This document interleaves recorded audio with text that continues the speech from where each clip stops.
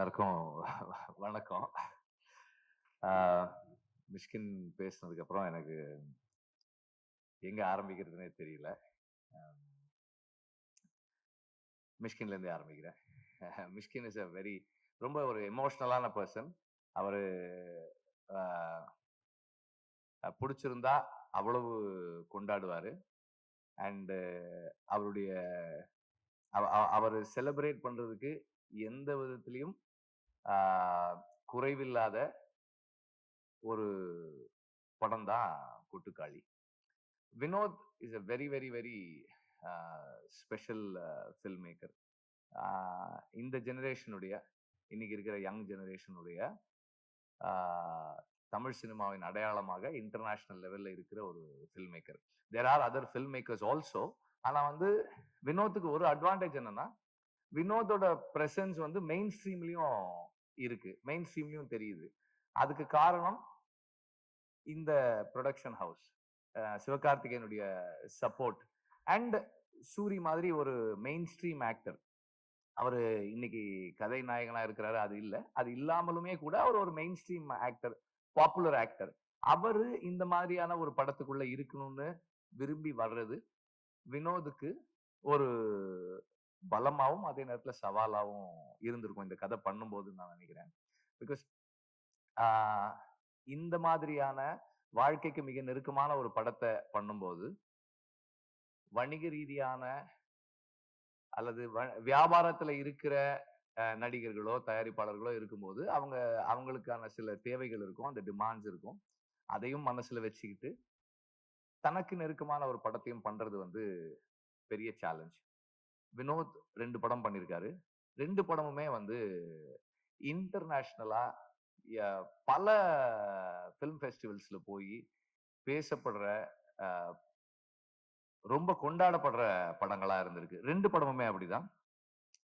கொட்டுக்காளியை பொறுத்த வரைக்கும் இது இது ஒரு ஃபெமினிஸ்ட் ஃபிலிமா அப்படின்னு கேட்டா yes, it takes the side of the oppressed. அதாவது பெண்களின் பக்கம் நிக்குது. சாதியத்திற்கு எதிரான படமானா கண்டிப்பா சாதியத்துக்கு எதிரான ஒரு படமாவும் இருக்கு. இது ஒரு இலக்கியமா இருக்காருன்னா இலக்கியமாவும் இருக்கு. இது ஒரு நம்மள மாதிரி மெயின் ஸ்ட்ரீம் ஆடியன்சஸ், வணிக சினிமாவை பார்க்கக்கூடியவர்களுக்கு நெருக்கமான படமா இருக்கானா அப்படியும் இருக்கு. இதை சாதிக்கிறது சாதாரண விஷயம் இல்ல. இத வினோத் ரொம்ப எளிமையா இயல்பா அச்சீவ் பண்ணியிருக்காரு. அண்ட் நடிச்ச நடிகர்கள் அல்லது இந்த படத்துல சில பாத்திரங்களை ஏற்று செய்திருக்கிறவர்கள், ஏன்னா 3 பேரை தவிர யாருமே நடிகர்கள் கிடையாது, ப்ரொஃபஷனல் ஆக்டர்ஸ் கிடையாது. எல்லாருமே சரியா பண்ணியிருக்காங்க. அப்புறம் இதுல இன்னொரு பெரிய துணிச்சலான விஷயம் ஒரு ஃபில்ம் மேக்கரா வினோத் பண்ணியிருக்கிறது என்னன்னா, இதுக்கு பேக்ரவுண்ட் ஸ்கோர் பயன்படுத்தாது. பேக்ரவுண்ட் ஸ்கோர் இல்ல அப்படின்றதால என்ன ஆகுதுன்னா இன்னும் வாழ்க்கைக்கு நெருக்கமா போகுது. And there are lot of ironic moments இந்த ஃபில்ம். அதை நீங்க படம் பார்க்கும்போது அதை என்ஜாய் பண்றதுக்கு நல்லா இருக்கும். அந்த அந்த முரண்கள் தான் இந்த இந்த ஃபில்ம் மேக்கரை, இந்த ரைட்டரை ரொம்ப முக்கியமா நம்ம கவனிக்க வேண்டிய ஒரு ஆளா மாத்துற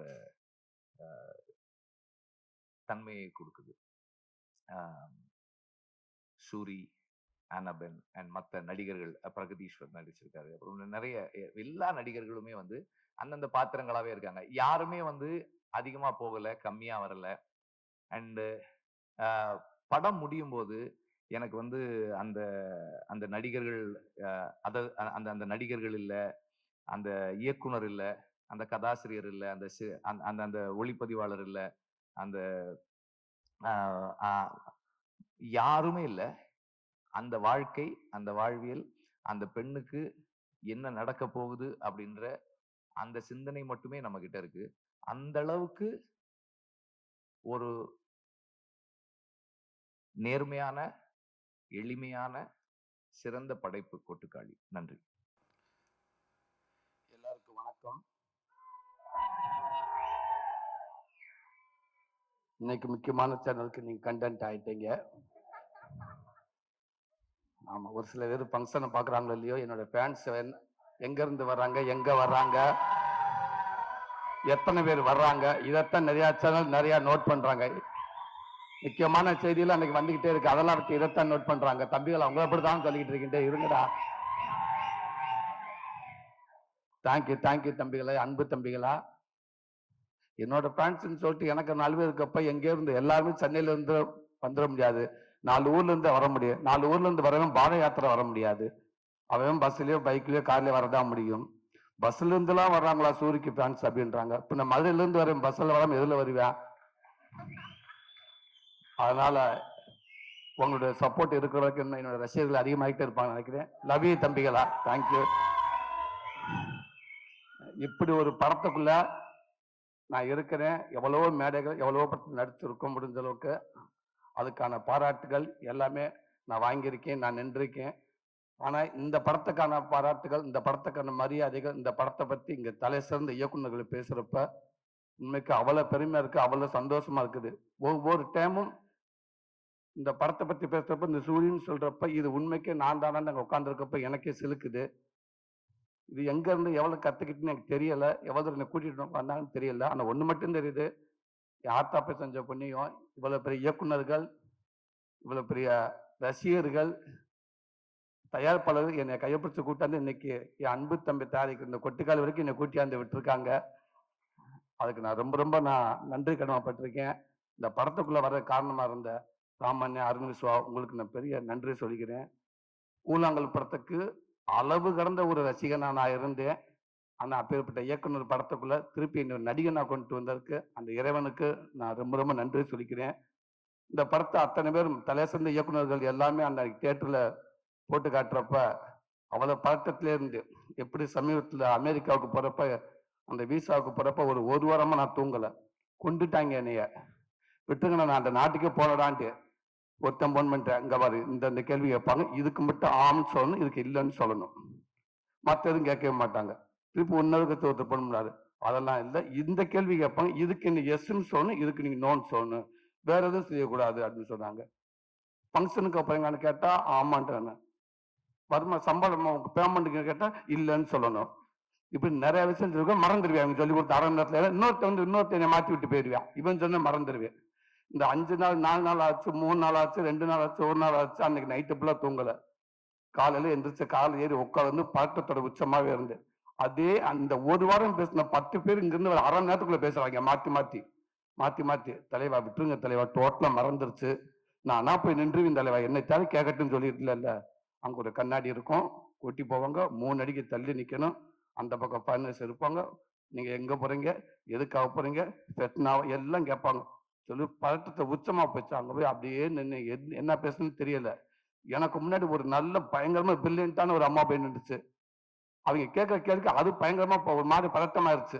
நான் அப்பயே முடிவு பண்ணிட்டு, இந்த அம்மாவே போல பதறுது, நம்ம வந்து ஒரு செகண்ட்ல வெளில தூக்கிப்பட்டு போயிடுவாங்க நம்ம பையில அப்படின்னு நினைச்சேன். 4 வார்த்தை கேட்டாங்க.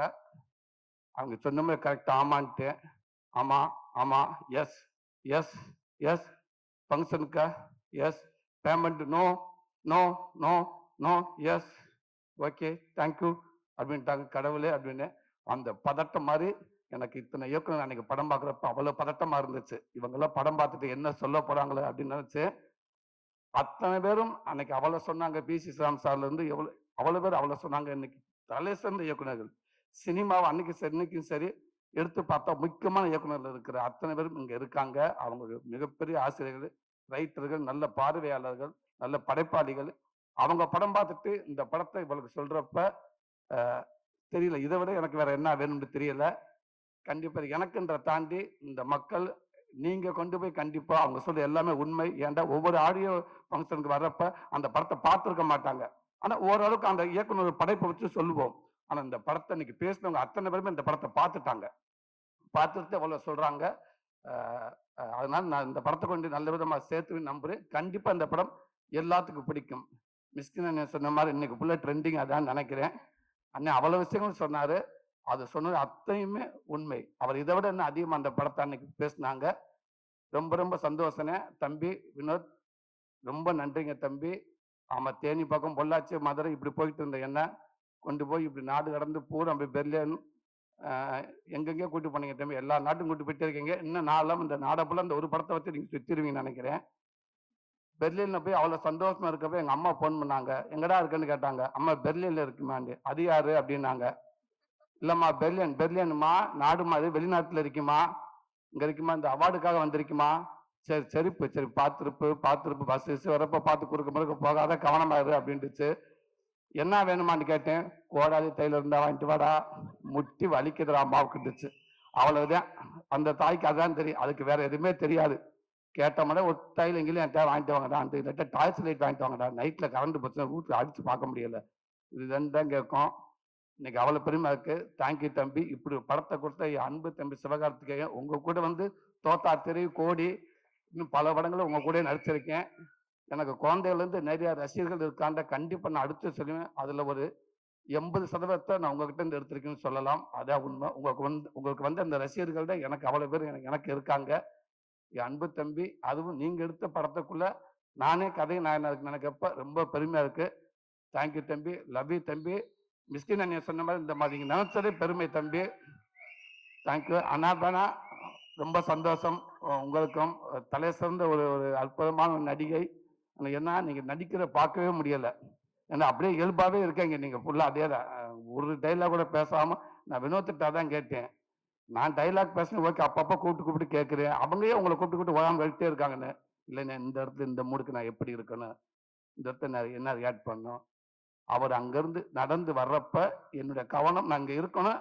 ஆனா என் கவனம் அவன் மேல இருக்கணுமா, இல்லை எங்க அம்மா மாதிரி இப்படி ஒரு ஒரு விஷயத்த அவங்க கேட்குறாங்கன்னு சொன்னாங்க. உண்மைக்கு சூப்பர். அது அவ்வளவு இடத்துல நீங்க இருக்கீங்கன்னு நினைக்கிறேன். ரொம்ப சந்தோஷம். இந்த படத்துல ஒர்க் பண்ண அத்தனை பேருக்கும், அத்தனை பேர் மதுரை நடிகர்கள் அவ்வளவு பேருக்கும் என்னோட மனமார்ந்த நன்றியை தெரிவிச்சுக்கிறேன். இப்படி நல்ல வாய்ப்பு கொடுத்தது என் அன்பு தம்பிக்கு ரொம்ப ரொம்ப நன்றி. தேங்க்யூ தம்பி. தேங்க்யூ தம்பி. இது கேஸ் ஏன் மேல ஆயிரும் அப்புறம். இங்க வந்திருக்கிற எனக்கு பிடித்த பேசவா வேணாவா?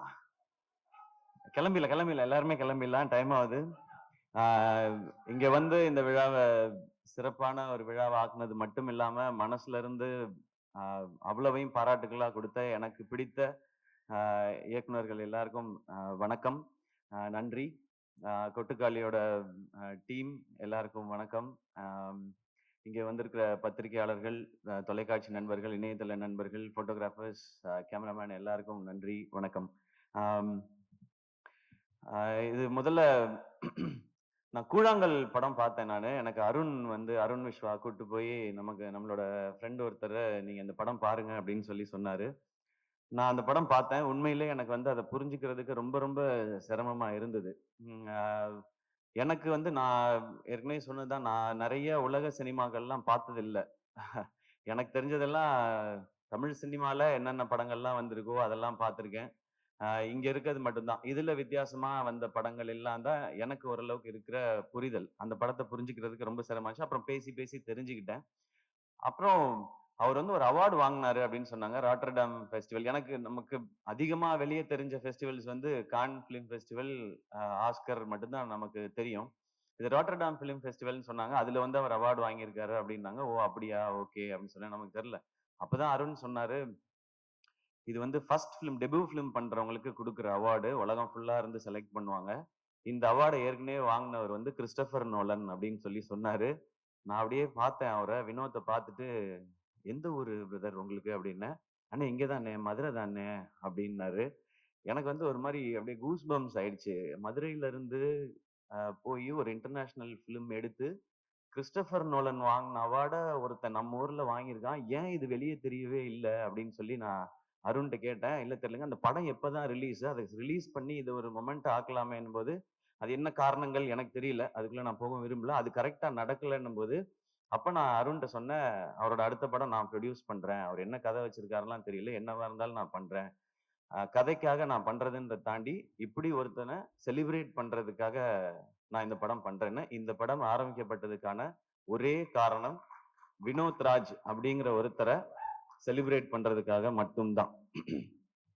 அதுக்காக தான். இது என்ன பட்ஜெட் எதுவுமே தெரியாது. அவர் கதை சொன்னாரு, ஐடியா சொன்னாரு. எனக்கு ஃபுல் கதையெல்லாம் சொல்லாதீங்க, சொன்னீங்கன்னா அது இப்படி இருக்கலாம் அப்படி இருக்கலாம்ன்ற டிஸ்கஷன் வரும். நோ, உங்களுக்கு என்ன எடுக்கணும்னு தோணுதோ அதை எடுங்க, பட்ஜெட்டை ஒர்க் அவுட் பண்ணி கொடுங்க, இதை நம்ம பண்றோம், அவ்வளவுதான். ஏன்னா இங்க இருந்து பயங்கரமான படம் வரணும். நம்ம ஊர்ல இருந்து ஏன் வர்றதில்ல? நம்ம ஊர்ல இருந்து ஏன் வர்றதில்லன்னு நம்ம அடிக்கடி கேட்டுட்டே இருக்கோம். அத நெறைய இயக்குனர்கள் பண்ணிட்டே இருக்காங்க. அதையும் தாண்டி ஒரு ஸ்டெப் வைக்கணும்னா, இந்த மாரி ஒரு விஷனோட வரும்பொழுது, அவங்கள எந்த கேள்வியும் கேட்காம, அந்த விஷனோடயே அவங்கள விட்டுறது தான் சரியா இருக்கும்னு எனக்கு தோணுச்சு.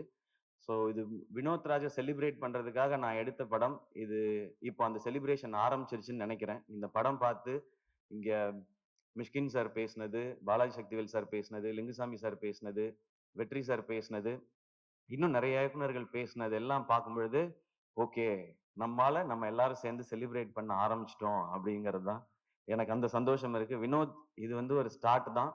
இந்த படத்துல நான் என்ன இன்வெஸ்ட் பண்ணியிருக்கேனோ, இது போக இந்த படம் வெற்றி அடைஞ்சு எனக்கு லாபம் வந்தால், அதுல ஃபர்ஸ்ட் இருக்கிறத எடுத்து நான் உங்களுக்கு அடுத்த படம் அட்வான்ஸா குடுப்பேன் நானு. நீங்க அடுத்து என்ன படம் எடுக்கணும்னு நெனைக்கிறீங்களோ, அத எடுங்க. அது போக இன்னும் கொஞ்சம் லாபம் கிடைச்சதுன்னா, வினோத் ராஜ் மாரி இன்னும் எங்கேயாவது இயக்குனர்கள் இருக்காங்களான்னு தேடி கண்டுபிடிச்சு குடுக்கறதுக்கு அருண் விஸ்வா இருக்கிறாரு. அவர் அந்த மாரி கண்டுபிடிச்சு குடுத்தாருன்னா, அவங்களுக்கு இன்னும் 2 பேருக்கு நான் அட்வான்ஸ் குடுப்பேன்.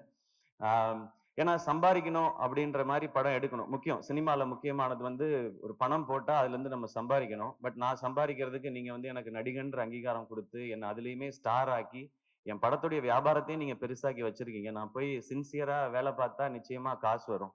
அப்ப அதிலிருந்து சினிமாக்கும் பயன்படுற மாரி ஏதாவது ஒண்ணு செய்யணும் அப்படிங்கிறது தான். அன்னைக்கு புஷ்கர் காயத்ரி அவங்க படம் பார்த்துட்டு என்கிட்ட வந்து கை குடுத்துட்டு ஒண்ணே ஒண்ணு தான் சொன்னாங்க. "This is your service to சினிமான்னு" சொன்னாங்க. அப்படி இந்த படம் நடந்துருச்சுன்னா, நமக்கு இந்த வாழ்க்கைய குடுத்த இந்த சினிமாக்கு என்னால முடிஞ்ச ஒரு சின்ன ரிட்டர்னா நான் இத பார்க்கிறேன். அ தேங்க் யூ. அம் இந்த மாரி படங்கள் எடுக்கிறதுக்கான தைரியத்த குடுத்தது மக்கள் நீங்க எல்லாரும் தான். நீங்க என்ன நடிகன் ஆக்குனது, அதன் மூலமா எனக்கு கிடைக்கிறது மூலமா வச்சு நான் இத பண்றேன். அண்ட் நான் சினிமாக்கு வந்தது வந்து நெறைய கமர்ஷியல் சினிமாஸ் பார்த்து, நான் நடிக்கிற படங்கள் எப்பவுமே அப்படிதான் இருக்கும். அது வசூல் இருக்கணும்னு நெனைப்பேன். ஏன்னா, இப்ப வந்து என்னுடைய படங்கள்ல வந்து இன்வெஸ்ட்மென்ட் பெருசாயிடுச்சு. அப்ப அத ரிட்டர்ன் புரொடியூசர் எடுக்கணும். வெகுஜன மக்களுக்கு போய் சேரணும். எல்லாருக்கும் பிடிக்கணும்ன்றது தான்.